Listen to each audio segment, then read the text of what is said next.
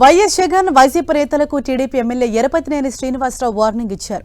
తాము తలుచుకుంటే వైసీపీ నేతలు రోడ్లపై కూడా తిరగరన్నారు. కానీ కక్ష సాధింపులు వద్దని సీఎం చంద్రబాబు చెప్పారని ఊరుకుంటున్నామన్నారు. వల్లభనేని వంశీ, కొడాలి నాని వాడిన భాష, వారి ప్రవర్తనకు తీవ్రమైన చర్యలు తీసుకోవాలన్నారు. కానీ సీఎం చంద్రబాబు కక్ష సాధింపులను ఒప్పుకోరని, అందుకే చట్టం ప్రకారం ముందుకు పోతున్నామన్నారు. సత్యవర్ధన్ను కిడ్నాప్ చేశారు కాబట్టే పోలీసులు వంశీని అరెస్టు చేశారని తెలిపారు. ఇప్పటికైనా వైఎస్ జగన్ 151 నుంచి 11 సీట్లకు ఎందుకు దిగజారారో గ్రహించాలని హితవు పలికారు.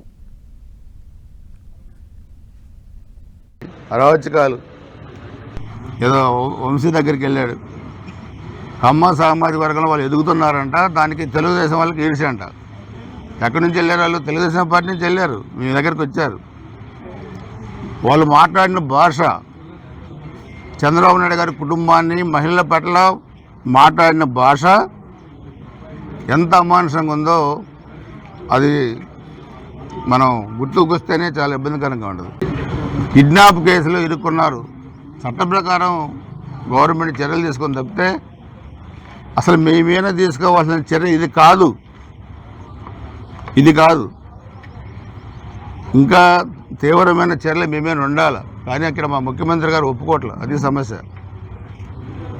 కక్ష సాధింపులు మా ప్రభుత్వానికి లేవు కాబట్టి మీరు ఆ మాటలైనా మాడగలుగుతున్నారు, లేదంటే మీరు మాట్లాడే పరిస్థితి కూడా ఉండదు. కాబట్టి మీరు ఎప్పటికైనా 151 సీట్ల నుంచి 11 సీట్లు ఎందుకు వచ్చాయో గుర్తుపెట్టుకొని, ఇది ప్రజాస్వామ్యం.